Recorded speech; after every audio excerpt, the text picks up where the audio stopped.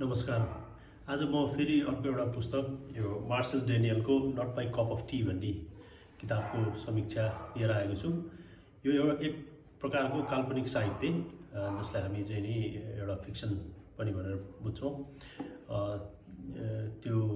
पुस्तकमा चाहिँ नि यसमा के देखाउन खोजिएको छ भने मार्क एडवर्ड्स भन्ने एकजना चाहिँ नि इन्डियन जो ब्रिटिस फ्यामिलीमा जन्मिएको तर इन्डियामा हुर्केको साथसाथै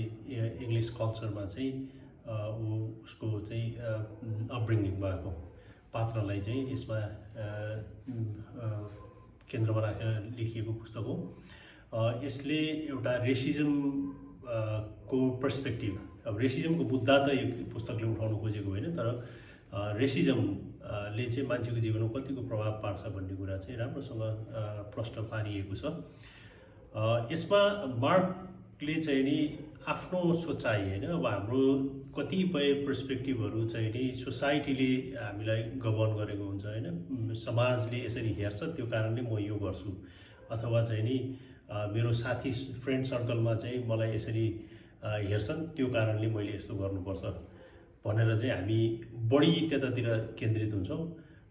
यसले गर्दाखेरि मार्कको पनि एउटा त्यस्तै किसिमको कुराहरू यो पुस्तकमा देखाइएको छ। उसले चाहिँ नि सुरुमा आफ्नो एभिएसनको जब छोड्छ र त्यसको कारण चाहिँ उसको नेसनालिटी अथवा उसको रिलिजनले गर्दाखेरि उसलाई विभेद भयो भन्ने उसको एक किसिमको सोचाइले गर्दाखेरि उसले आफ्नो जब सिफ्ट गरेर फेरि एउटा आसामको चिया बगानमा काम गर्न जान्छ। त्यहाँ पनि त्यही किसिमको उसलाई महसुस हुन्छ, मलाई चाहिँ नि अलिकति म इन्डियन पनि होइन, म अङ्ग्रेज पनि होइन, म गोरो वर्णको मान्छे पनि होइन, र गोराले हेर्दाखेरि म कालो र कालोले हेर्दाखेरि म चाहिँ नि गोरा अथवा चाहिँ नि इङ्ग्लिस ब्रिटिस, र इन्डियनले हेर्दाखेरि ब्रिटिस र ब्रिटिसले हेर्दाखेरि इन्डियन, त्यो किसिमको उसलाई चाहिँ आइडेन्टिटी क्राइसिस भएको कुरा चाहिँ यो पुस्तकमा वर्णन गरिएको छ। र अन्तमा उसले एउटा एक्सप्याट्रिएटको रूपमा पपुवा न्यू गिनीमा काम गर्न जान्छ हो, र त्यो काम गर्दाखेरि पनि पहिला त उसको स्यालेरीमा ऊ एक्साइटेड भएर त्यो जब उसले लिन्छ साथीको कुरा सुनेर, र पछि त्यो काम गर्ने दौरानमा पनि उसको म्यानेजर चाहिँ नि फेरि पनि त्यहाँ पनि ब्रिटिस नै हुन्छ र उसले चाहिँ नि त्यहाँ पनि एउटा विभेद महसुस गरिरहेको हुन्छ। र अब यथार्थमा त्यो विभेद थियो कि थिएन भन्ने कुरा चाहिँ नि प्रस्ट्याइएको छैन यो किताबमा, तर यो किताबले त्यही कथावस्तुहरूमा केन्द्रित रहेर हामीलाई महत्त्वपूर्ण पाठ चाहिँ के सिकाउँछ भने हामीले यस्ता किसिमका चिजहरूमा हामी छुट्याउन सक्ने हुनुपर्छ होइन। यो not my cup of tea भनेको चाहिँ अब एज अ एक्सप्याट यदि तपाईँको चाहिँ पर्सनालिटी अथवा तपाईँको सोचले चाहिँ तपाईँलाई त्यो जब अप्रोप्रिएट छैन भने you should be able to say that's not my cup of tea होइन, न कि तपाईँले चाहिँ नि होइन म चाहिँ नि एक्सप्याट भएरै काम गर्नुपर्छ, मैले सबै सेवा सुविधा पाउनुपर्छ भन्नुभयो भने मार्कले चाहिँ अन्तमा गएर उसको फ्रस्ट्रेसन यसरी चुलिन्छ कि ऊ सुसाइडसम्म गर्ने निर्णय गर्छ र उसले सुसाइड गर्छ। यो अलिकति ट्रेजिक टाइपको पनि स्टोरी छ र उसले जीवनभर न त बिहा गर्छ न उसको चाहिँ नि अन्तिममा उसले सुसाइड गर्ने बेलामा एउटा चाहिँ नि काम गर्ने ठाउँमा उसको एउटा फिजिकल असल्ट अट्याक हुन्छ उसलाई। त्यो अट्याक हुँदाखेरि चाहिँ उसले समयमा उपचार नपाएको कारणले ऊ प्यारालाइज्ड हुन्छ, उसको आधी शरीर चल्दैन, कपालदेखि मुनिको भाग, र उसले चाहिँ सुसाइड गर्ने डिसिजन गर्छ।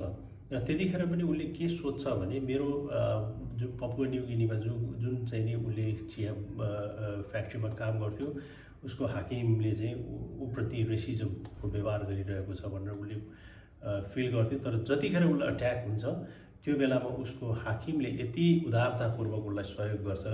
अस्ट्रेलियामा समेत उपचार गर्नको लागि उसले सक्दो सहयोग गर्छ,